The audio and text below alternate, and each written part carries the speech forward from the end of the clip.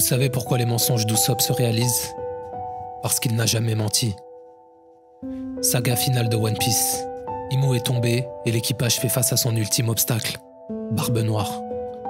Les Mugiwara donnent tout ce qu'ils ont, et on croirait presque qu'ils sont sur le point de venir à bout de l'équipage le plus puissant auquel ils ont fait face. Mais poussé dans ses dernières limites, Teach abat sa dernière carte, l'éveil de ses fruits du démon. Son Gura Gura no Mi brise la barrière de la réalité. Son Yami Yami no Mi crée un trou noir et absorbe l'espace et le temps.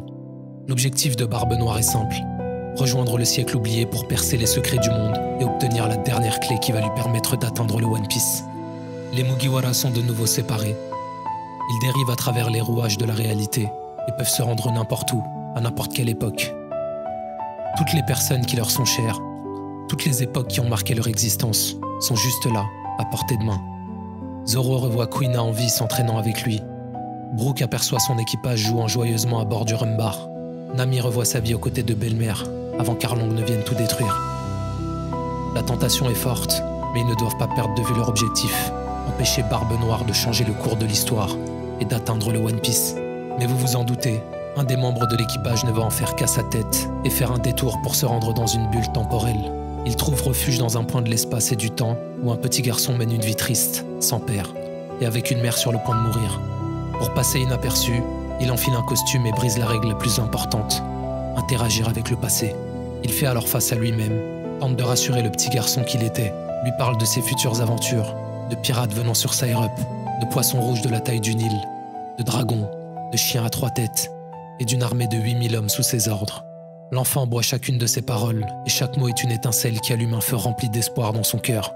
Ce face-à-face va non seulement changer la destinée d'Usopp et faire de lui ce qu'il est aujourd'hui, mais il va également changer le Usopp qu'on connaît. Ce moment va faire naître dans son cœur le courage qu'il a toujours cherché. Celui qui lui manquait afin de réellement devenir le brave guerrier des mers qu'il a toujours rêvé d'être. Usopp repart alors rejoindre l'équipage dans le siècle oublié. Il laisse derrière lui un petit garçon qui sait dorénavant que sa vie sera incroyable et que tout le monde prendra pour un menteur. Pour comprendre pourquoi cette théorie fonctionne, il faut comprendre 3 principes distincts. Le premier, c'est le déterminisme, un concept facile à assimiler qui explique que chaque événement, présent ou futur, est déterminé par des événements passés. Par exemple, quand on n'a pas mangé depuis des heures, on a faim. Et quand on a faim, on mange. C'est très simple, et cette théorie s'éloigne de cet aspect-là. L'autre principe est celui de la rétrocausalité, qui est en fait l'inverse du déterminisme, et qui voudrait qu'en réalité, les événements passés soient prédéterminés par les événements futurs. En d'autres termes, on ne mange pas parce qu'on a faim, mais on a faim parce qu'on était prédéterminé à manger à un moment précis. On est presque dans le cœur de ma théorie, mais toujours pas. Le vrai principe qui s'applique dans ma théorie est celui de la boucle de causalité. Pour vous l'expliquer simplement, chaque cause est à la fois une conséquence, et chaque conséquence est elle-même une cause, dans une boucle temporelle qui se répète à l'infini. La rencontre entre les deux Usopp est à la fois la cause des aventures qu'Usopp va traverser, mais également la conséquence des aventures en question. Autrement dit, il n'y a plus ni cause, ni conséquence. On est dans un paradoxe temporel qui, selon moi, serait l'issue la plus magnifique et qui justifierait tout l'arc narratif autour du personnage d'Usopp. L'autre élément majeur qui me fait croire en cette théorie, au-delà du fait qu'elle serait incroyable en termes d'écriture, c'est le fait qu'elle collerait complètement aux thématiques qu'Oda nous transmet dans son œuvre depuis le départ. La première est celle du voyage. Les Mugiwara ont voyagé sur les mers, dans le ciel, dans les profondeurs de l'océan. Et aujourd'hui, il ne reste que l'espace et le temps à explorer pour l'équipage. L'autre thématique est celle de la liberté absolue, qui prendrait justement forme lorsque les barrières de la réalité, du temps et de l'espace seront brisées. Et on ne peut pas parler de One Piece et de cette théorie en particulier sans aborder la structure de l'œuvre.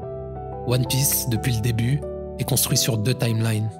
La première est celle où l'on suit Luffy, autrement dit le présent, et la seconde est celle des flashbacks, l'un des éléments centraux dans One Piece. Beaucoup de personnes, dont je fais partie, pensent qu'il y a aujourd'hui un déséquilibre entre ces 2 timelines. Et selon moi, le meilleur moyen qu'aurait Oda de régler ça serait de les mélanger une bonne fois pour toutes avant la fin de One Piece, au moins pour le temps d'un arc. On sait que le One Piece est lié au temps d'une manière ou d'une autre. On peut le voir lorsque Roger entend la voix sous-marine qui lui fait des révélations sur le futur, sur la naissance dans 10 ans de quelqu'un qui le surpassera selon ses propres termes, et de la rencontre entre 2 rois. Et sa conclusion est d'ailleurs totalement dans le thème de cette théorie, puisqu'il constatera finalement que lui et son équipage sont arrivés trop tôt.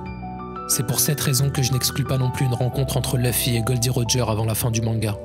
Et pour en finir avec Usopp, On pourrait même avoir le fin mot de l'histoire concernant Sogeking, qui certes a beaucoup plus de chances d'être un simple gag, mais que beaucoup de lecteurs analysent comme quelque chose de plus profond, derrière ce masque humoristique. Rien ne nous dit qu'Usopp n'aurait pas fait plus d'un détour dans le temps, afin d'altérer certains événements de leur aventure, et que Sogeking soit en fait, lui aussi, le Usopp du futur.